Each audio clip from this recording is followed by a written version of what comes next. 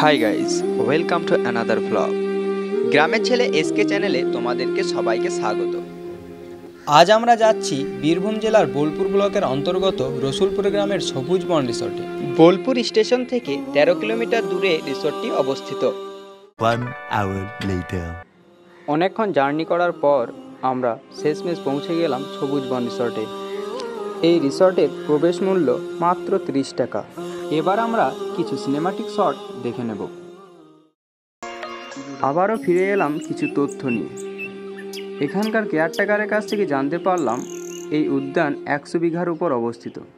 80 বিঘার মতো বিভিন্ন গাছ দিয়ে সাজানো আর 20 বিঘা জলাশয়।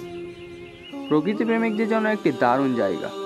এখানে রয়েছে 75 ধরনের প্রজাতির গাছ আর মাটিতে নরম ঘাসের সবুজ চাদর। এখানে শেওড়া গাছগুলিকে অনেক পরিচর্যার মাধ্যমে অনেক সুন্দরভাবে গড়ে তোলা হয়েছে। পরিবেশটা সত্যিই খুব অসাধারণ। পাখির কিচিরমিচির শব্দে চারিদিকে সবুজে সবুজে যেন শরীরটাকে এক আলাদাই প্রশান্তি দিচ্ছে।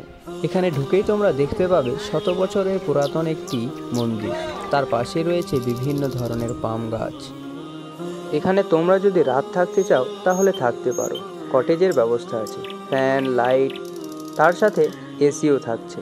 আর যদি খাবার চাও তাহলে আগে থেকে জানাতে হবে। আর হ্যাঁ, এই নতুন বছরে তোমার কোথায় ঘুরতে যাওয়ার প্ল্যান আছে তা কমেন্টে জানাও। আর নতুন বছরে তোমাদেরকে শুভেচ্ছা।